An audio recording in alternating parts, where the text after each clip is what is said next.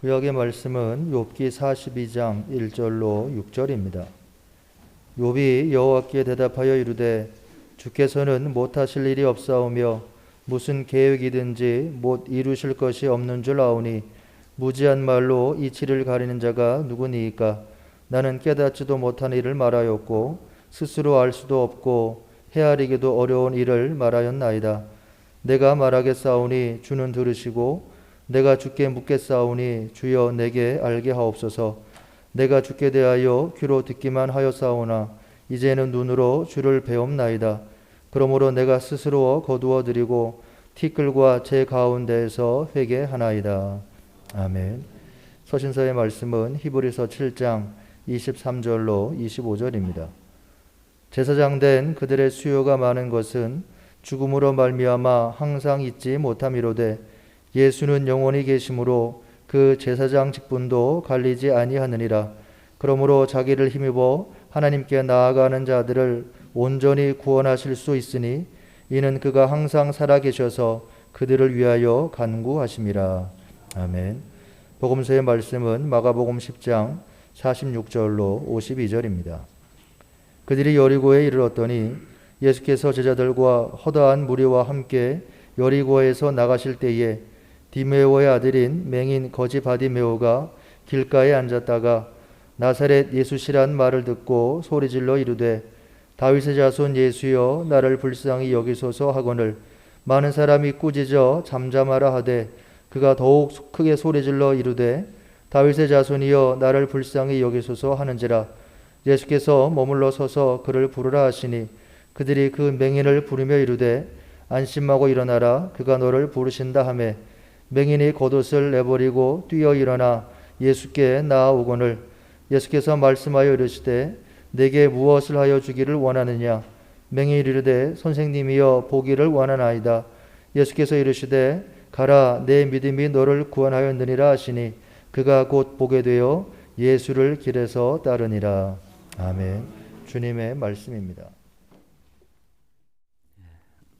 단 한 번의 인생을 주님 위해 살리라는 노랫말이 감동으로 왔습니다. 고맙습니다. 자기 길을 그렇게 정한 거예요. 단 한 번의 인생을 주를 위해 살리.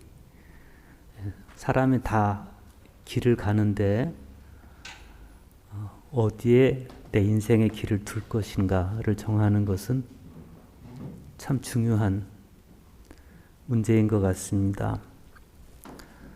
우리 삶에 있어서 길처럼 내 삶의 은유로 자주 등장하는 것도 드물죠. 태어나는 순간부터 죽는 순간까지 우리는 다 나름의 길을 걸어갑니다. 갈 바를 알지 못하고 길을 걸을 때도 있고 목표를 가지고 길을 걸어갈 때도 있어요. 그 과정에서 단 한 번의 인생을 주를 위해 살리라고 결단하는 건 참 아름다운 결단이고 내 인생의 궁극을 아는 결단이죠. 우리는 다 그렇게 예수 그리스도를 길로 삼은 사람들입니다. 예수님이 길이고 예수님이 진리이고 예수님이 생명이신 것을 믿기 때문에 우리는 예수를 내 길로 삼고 정한 사람들이에요. 우리가 과연 그 길을 잘 걸어가고 있는 것일까? 이건 각자의 문제인데 마가복음은 예수님께서 걸어가신 길을 갈릴리에서부터 예루살렘까지의 여정으로 소개를 하고 있습니다. 지금껏 예수님께서 병자들을 고치시고 살 희망을 잃어버린 사람들의 가슴에 삶의 희망을 회복시켜 주셨던 곳은 갈릴리였습니다. 그런데 주님은 지금 그 갈릴리를 떠나서 예루살렘으로 길을 가시는 중입니다. 사람은 누구나 죽게 마련이지만 그러나 그 죽음을 목표로 태어난 사람은 없습니다. 세상에 존재하는 모든 생명체는 살기 위해 존재합니다. 그래서 선교가 필요한 겁니다. 예수님께서는 당신 앞길에 당신을 기다리고 있는 것이 무엇인지를 너무 잘 알고 계셔요. 무엇이 기다리고 있어요? 죽음이 기다리고 있어요. 그런데 주님은 그걸 피할 생각이 없습니다. 왜? 이미 길을 정했기 때문에. 예수님은 하나님의 뜻을 이루기 위해서 이미 당신을 내려놓으신 분입니다. 그 예루살렘 길을 가시는 예수님의 심정은 어떠했을까? 소풍 가듯이 흥겹지는 않았을 거예요. 문득 다가올 죽음에 대한 불안감, 두려움, 예수님이라고 없었겠습니까? 복잡한 심경으로 그 길을 걸어가지 않았을까? 그런데 정말 예수님의 마음을 복잡하게 하고 답답하게 했던 것은 정작 다가오는 죽음에 대한 두려움은 아니었습니다. 당신께서 죽으실 날이 가까워 오는데 여전히 주님의 길을 모르는 제자들의 모습. 우리는 오늘 복음서의 말씀이 있기 전에 예수님께서 제자들에게 3번이나 당신의 순환과 죽음을 예고하신 사실을 잘 알고 있습니다. 그런데 마가는 예수님의 순환 예고 전후에 제자들의 영적 상태를 암시하는 사건들을 의도적으로 배치해 놓고 있습니다. 이를테면 예수님의 첫 번째 순환 예고 직전에 나오는 벳세다의 맹인 이야기 같은 거예요. 이 벳세다의 맹인 이야기에서 드러나는 것은 아직도 보아야 할 것을 제대로 보지 못하는 제자들의 모습입니다. 두 번째 순환 예고 앞에는 귀신 들린 소년 앞에서 어찌할 줄 모르고 쩔쩔매는 제자들의 모습이 나오고, 3번째 순환 예고가 있은 후에 지난주 우리가 보았던 복음서의 말씀이 이어지는데, 야고보와 요한이 예수님을 찾아와서 주님께서 영광의 자리에 앉으실 때 자기들을 하나는 주의 우편에 하나는 주의 좌편에 앉게 해달라는 청탁을 하게 되죠. 각각 다 달라 보이는 이야기이지만, 그러나 곰곰이 들여다보면 제자들이 잘못 이해하고 있는 길에 관한 이야기입니다. 그리고 그 직후에 등장하는 이야기가 오늘 복음서의 말씀입니다.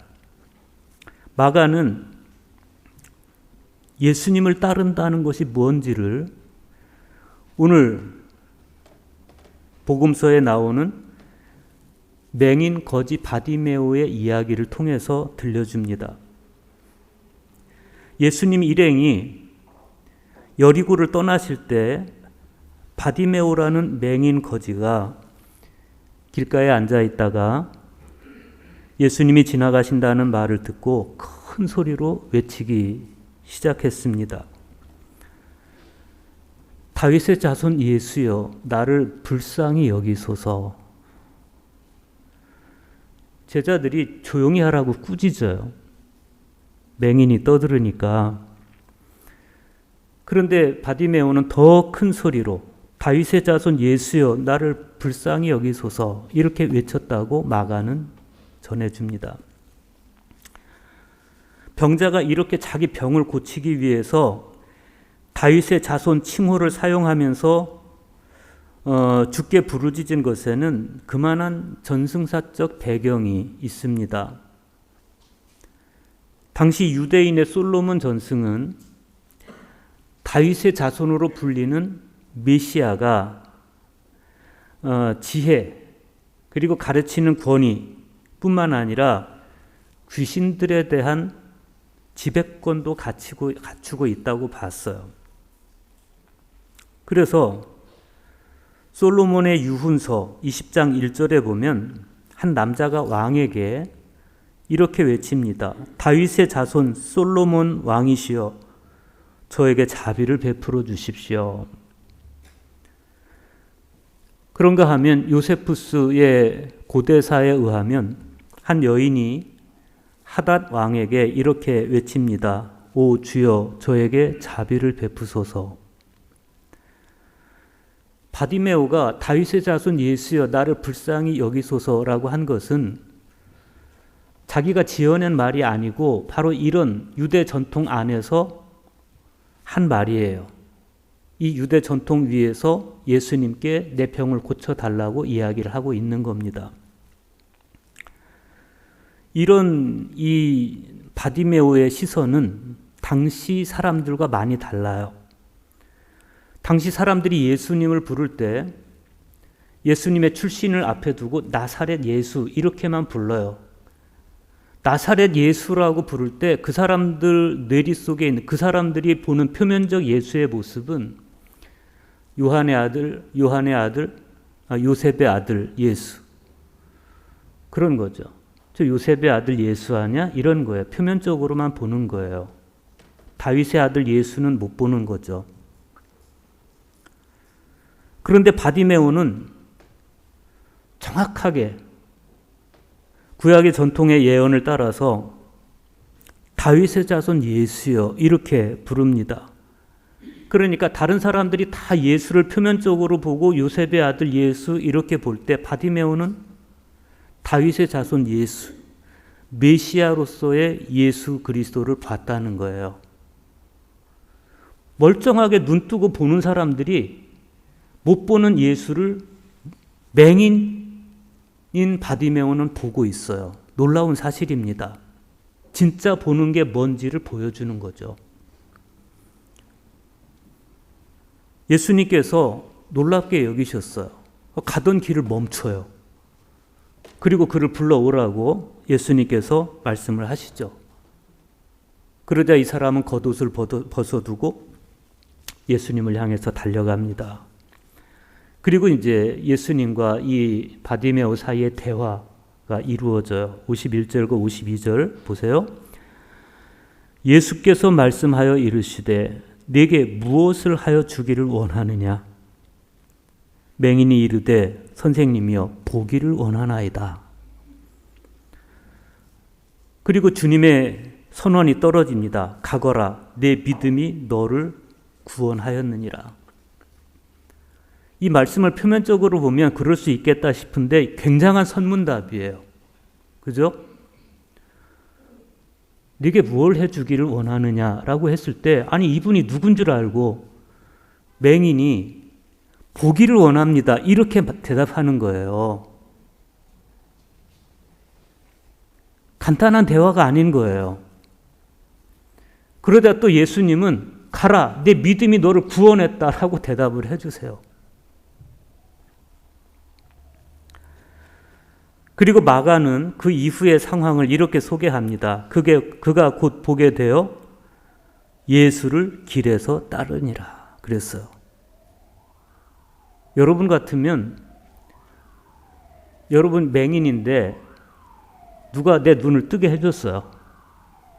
그러면 여러분 같으면 누구에게 가겠어요? 가족에게로 갔겠죠. 그런데 이 맹인은 예수를 따라가요. 예수님을 따라가요. 왜 이런 일이 일어났을까? 어떻게 이렇게 되었을까? 이 사건을 통해서 우리가 보는 바디메오는 그에게는 세 가지 치유가 일어났습니다. 첫째, 이 사람은 예수님께 믿음을 인정받는 믿음의 사람이 돼요. 그리고 그 믿음의 대가로 눈을 뜨게 돼요. 그리고 이 사람은 예수님을 따르는 사람이 돼요. 만약에 이 사람이 자기 내면의 눈을 뜨기 전에 육신의 눈을 먼저 떴다면 이 사람은 집으로 가든지 자기 출세의 길을 따라갔을 거예요. 그런데 육신의 눈을 뜨기 전에 내면의 눈을 먼저 떴기 때문에 이 사람은 예수님을 따라가는 겁니다. 이건 굉장히 중요한 사실입니다. 본회법 목사에 따르면 신앙이란 우리의 의도를 포기하고 하나님의 품에 자신을 던지는 모험입니다. 그런데 이런 모험이 어떻게 가능하냐? 눈을 뜨는 과정이 있어야 된다는 겁니다. 그 눈은 육신의 눈이 아니라 영의 눈 혹은 내면의 눈. 그래서 우리는 바디메오의 이 부르짖음을 배워야 됩니다. 자신의 영적 실존이 불쌍하다는 사실을 아는 사람은 구원의 현실 앞에서 바디메오처럼 절박할 수밖에 없는 겁니다. 이 마가복음의 이야기를 통해서 우리가 봐야 되는 게 그거예요. 바디메오의 내면이, 속사람이 믿음에 의해서 밝아졌을 때, 그때 그 내적 밝음으로부터 외적 밝음이 가능하게 됐다는 겁니다. 그가 내적으로 밝아지지 않았으면, 그래서 여전히 예수를 표면적 시선으로 그냥 나사렛 사람으로 봤으면 그의 외적 밝음이 불가능했을 것이고, 행여 예수님이 그 눈을 밝게 해줬다 할지라도 그 밝은 눈으로 육신의 길을 갔을 거예요. 그런데 내면이 먼저 밝고 예수를 알아봤기 때문에 이 사람은 밝아진 눈으로 세상으로 가지 않고 예수님을 따라가요. 우리가 내 안에 계신 하나님을 향해서 눈을 뜰 때 비로소 그 하나님께서 이끌어 가시는 역사도 보게 되는 것이고, 우리는 진정으로 하나님께서 내 앞에 두신 길을 따라서 가게 됩니다. 그래서 오늘 이 복음서의 말씀은 우리에게 먼저 내면의 눈, 예수를 향한 눈을 뜰 것을 요청합니다. 여러분, 어두운 방에 있으면 어차피 다 못 봐요. 맹인도 못 보지만 우리도 못 봐요. 왜? 밖으로부터 들어오는 빛이 없기 때문에. 마찬가지로 내 내면에 빛이 없으면, 빛으로 오신 예수 그리스도가 내 안에 계시지 않으면 비록 육신의 눈을 뜨고 있다 할지라도 우리는 어두움의 지배를 받을 수밖에 없어요. 얼마나 많은 사람이 육신의 눈을 뜨고 영혼의 어둠 속에서 헤매고 있습니까? 지금 우리는 다 눈을 뜨고 있죠. 세상을 밝게 인식하고 있어요. 전등빛이 있기 때문에. 밖에 나가면 태양빛이 있죠. 태양빛 아래서 보는 가을은 얼마나 아름답습니까? 그러나 우리의 내면이 여전히 어둠의 지배를 받고 있다면, 나의 내면이 여전히 캄캄한 어둠 속에 있다면 우리는 육신의 눈을 뜨고 보는 그 봄에 종속될 수밖에 없어요. 복음의 진실 안에서 사람의 중심을 보는 것이 아니라 세속의 편견으로 사람을 표면적으로만 보게 돼요. 창조의 진실 안에서 자연, 즉 창조 질서를 보지 못하고 똑같이 창조하신 세상, 하나님이 창조하신 세상을 보면서도 어떤 사람은 하나님의 창조 질서 안에서 보는데 어떤 사람은 땅 투기의 대상으로만 보는 거예요. 이게 시각의 차이입니다. 그렇게 내 마음이 빛을 잃고 어둠 속에 있으면 설사 내가 육신의 눈을 뜨고 본다 할지라도 그냥 표면적으로 보이는 세상에 종속되고 마는 거예요. 시선이라는 것이. 그래서 예수님께서 바리새인들이 당신을 향해서 무례하게 굴 때 너희가 소경되었다면 죄가 없으려니와 본다고 하니 너희 죄가 그저 있느니라, 이렇게 말씀을 하신 거예요.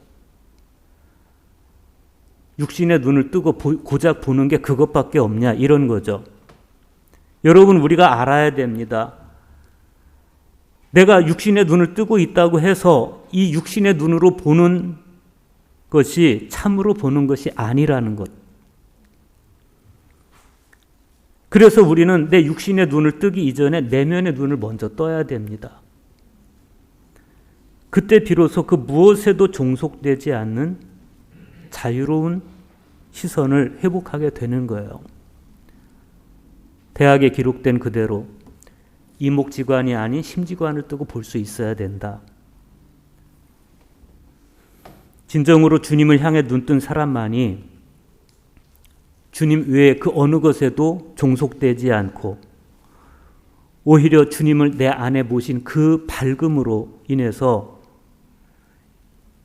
하나님이 창조하신 세상을 하나님의 창조 질서에 맞춰서 볼 수 있고 사람을 하나님의 시선으로 볼 수 있게 되는 겁니다. 오늘 본문의 이 바디메오를 보십시오. 이 사람은 예수님을 향한 눈을 뜨고 있어요. 그렇게 믿음의 시선을 떠서 주님을 보았을 때 주님은 그 육신의 시선도 뜨게 하십니다. 육신의 눈을 뜬 후에 이 바디메오가 어떻게 합니까? 마가의 증언에 의하면 그가 곧 보게 되어 예수를 길에서 따르니라 그랬어요. 밝아진 눈으로 세상으로 가지 않고 주님을 따르는 사람이 되었다. 오늘 구약 성경에 나오는 욥을 생각해 보십시오. 욥은 남부러울 것이 없는 사람이었습니다. 흠이 없이 정직한 사람이었고 하나님을 경외한 사람이었고 악을 멀리하는 사람. 그런데 이 사람은 거기다 재산도 많고 자식들도 많은, 이 욥은 영적으로도 육적으로도 완벽한 사람이었습니다. 그런데 그런 욥의 삶이 하루아침에 처참하게 무너집니다.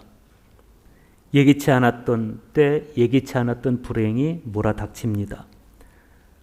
재산도 다 사라지고 자식들도 다 죽었습니다. 온 몸은 악성 종기로 뒤덮입니다. 그 상태에서 벗들이 이 욥을 찾아왔을 때 욥이 자기의 고통을 호소해요. 그런데 그 고통의 내용을 들여다보면 욥이 그 순간에 영혼이 어두워졌다. 내면의 빛을 잃었다는 걸 알게 돼요. 차라리 태어나지 않았으면 좋았겠다라고 말해요. 훗날 예수님께서 가룟 유다에게 하셨던 말씀을 욥이 자신을 향해서 합니다. 차라리 내가 태어나지 않았으면 좋을 뻔했다. 그런가 하면 하나님을 향해 원망도 합니다. 어찌하여 고난당하는 자에게 빛을 주셨으며 마음이 아픈 자에게 생명을 주셨는고, 나에게는 평온도 없고 안일도 없고 휴식도 없고 다만 불안만이 있구나. 그렇게 원망과 불평을 터뜨리죠. 여러분, 이 재난, 이 고통이 닥쳐오기 전에 욥은 하나님을 향해서도 이웃을 향해서도 완벽한 사람이었습니다. 하나님을 경외했을 뿐만 아니라 이웃을 돌보는 사람이었습니다. 많은 사람들이 욥을 칭송했습니다. 어쩌면 그런 나를 향한 칭송이 내 영혼을 어둡게 할 수도 있어요. 칭송을 받는 내가 진짜 나인 줄 착각하게 할 수도 있어요. 그 착각은 우리의 영혼을, 우리의 내면을 어둡게 합니다. 그런데 이 욥이 자신에게 이 죽음과 같은 고통이 찾아오고 그 고통 안에 있다 보니까 현실이 좀 다른 차원에서 보이기 시작합니다. 자기 자신도 고통에 차 있는 세상의 일부로 여겨지기 시작했습니다.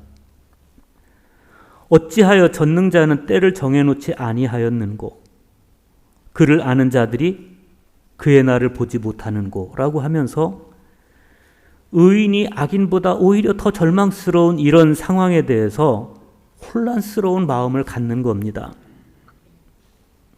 그러면서 하나님과도 자신이 좀 분리되는 듯한, 이웃들과도 자신이 분리되는 듯한, 그리고 자기 자신과 자신이 분열되는 이 분열 속에 놓이게 되는데, 여러분, 신영복 선생이 감옥으로부터의 사색에서 이런 말씀을 해요.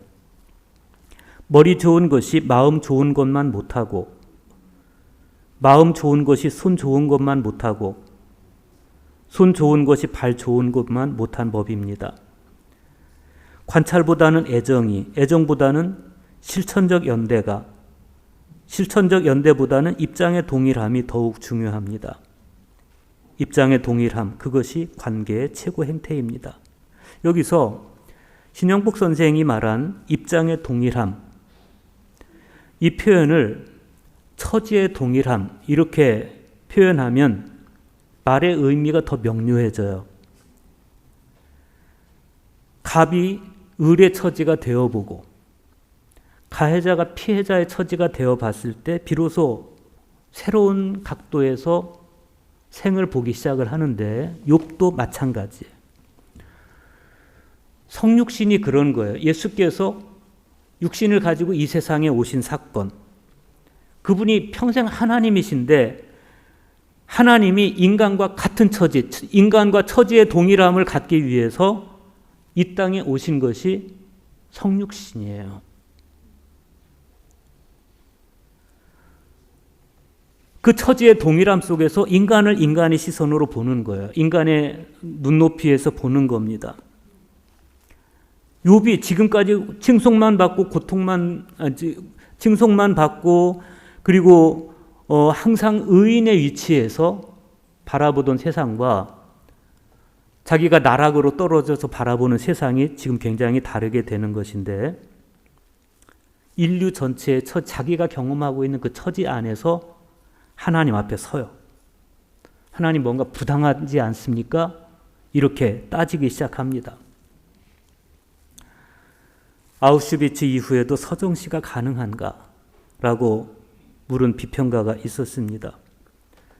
어느 신학자는 이 비평을 신학에 적용해서 아우슈비츠 이후에도 신학이 가능한가? 라고 묻기도 했습니다. 하나님의 지혜는 도대체 어디 있습니까? 하나님의 선하심은 도대체 어디 있는 겁니까? 이렇게 묻는 거예요. 우리도 욥과 같은 질문을 제기할 때가 있어요. 어떤 처지에 서게 되면. 그런데 하나님은 이 욥의 질문에 답하지 않으십니다. 오히려 폭풍 가운데서 욥에게 질문을 던지세요. 너는 대장부답게 허리를 동이고 일어서서 보라. 그러시면서 우리가 지난주에 보았던, 내가 땅에 기초를 놓을 때 네가 어디 있었느냐? 누가 그것의 도량법을 정하였는지, 누가 그 줄을 그것에 위에 띄었는지 네가 아느냐? 바다가 그 모태에서 터져 나올 때 문으로 그것을 가둔 자가 누구냐라고 물으세요. 하나님의 질문은 집요하고도 풍부했고, 욥은 갈수록 아무것도 대답할 수 없게 됩니다. 마침내 욥이 이렇게 말합니다. 보소서, 나는 비천하오니 무엇이라 주께 대답하리이까? 손으로 내 입을 가릴 뿐이로소이다. 그런데 그렇게 하나님의 질문에 대해서 점점 할 말 없어지던 욥이 어느 순간부터 역설적으로 하나님을 향한 눈을 뜨게 돼요. 하나님의 질문 속에서 새로운 신앙의 눈을 뜨게 돼요. 그리고 마음에 하나님을 향한 경외심을 회복하는데, 그때 욥의 고백이 이랬습니다. 내가 주께 대하여 귀로 듣기만 하였사오나 이제는 눈으로 주를 배옵나이다. 그러므로 내가 스스로 거두어 드리고 티끌과 재 가운데서 회개하나이다. 우리는 여기에서 분명히 욥이 뭔가 새로운 눈을 떴다는 걸 느낄 수 있어요. 욥은 그 기가 막힌 죽음과도 같은 고난을 감내하는 동안에 비로소 형제들이 직면하고 있는 고난의 실체에 대해서 체감하게 됐고, 그리고 그 고난의 역사 속에서 함께 하시는 하나님이 이게 옳은 겁니까? 의인이 고난받는 게 옳은 겁니까? 라고 하나님을 향해 강변했지만, 그러나 하나님과의 대화 속에서 하나님의 질문 속에서 비로소 지금 내가 겪고 있는 이 고난이 하나님께서 일구어 가시는 창조 섭리 안에 하나라는 사실을 알게 돼요. 즉 하나님이 이끌어 가시고 하나님이 섭리해 가시는 아주 자연스러운 창조 질서에 속한 일이라는 걸 알게 되는 거예요.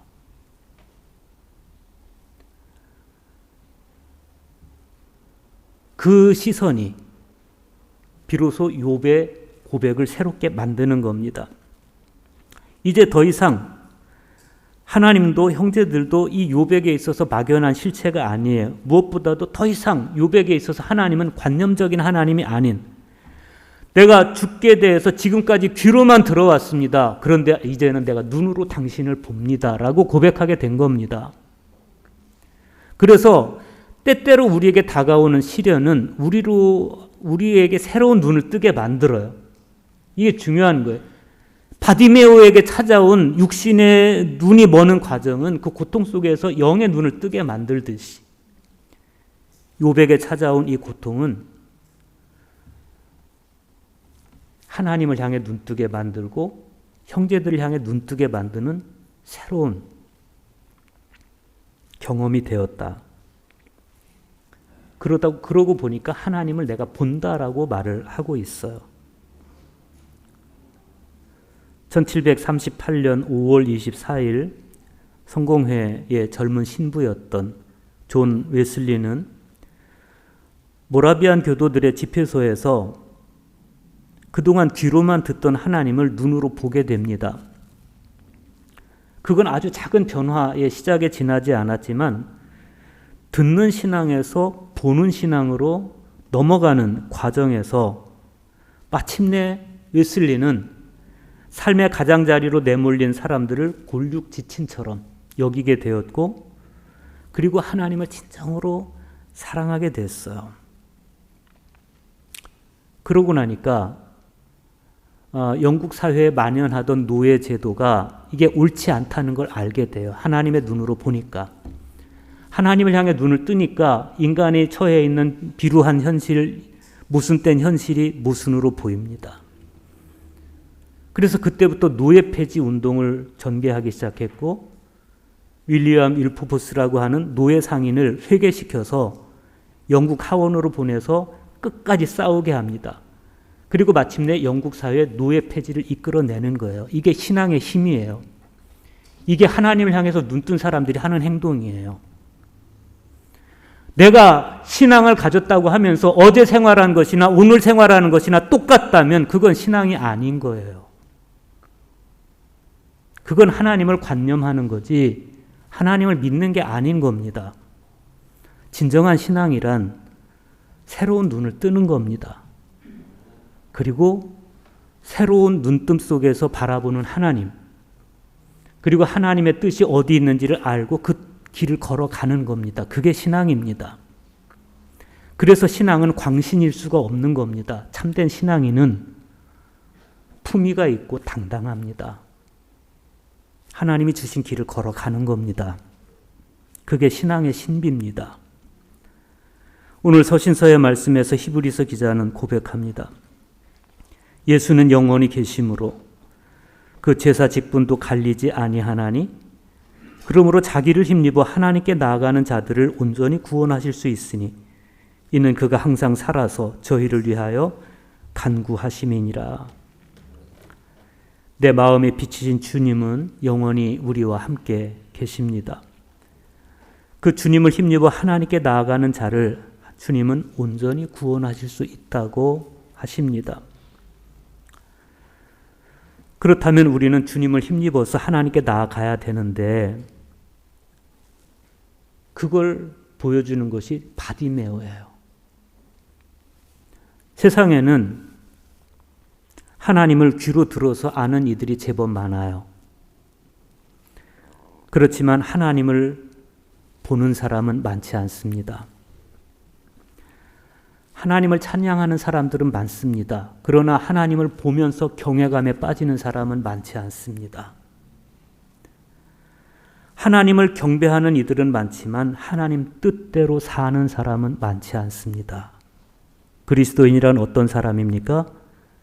영의 눈을 뜨고 이제는 듣기만 했던 막연한 신앙에서 보는 신앙이 되어서 마침내 바디메오가 예수를 따라서 길을 가듯이 이제부터 걸어가는 길은 내 마음에 겨워서 걸어가는 길이 아니라 하나님의 뜻을 따라서 하나님께서 사랑하신 창조 질서를, 하나님께서 사랑하신 사람들을 나도 사랑하면서 우리가 살아가는 세상을 아름답게 바꾸어 놓는 것,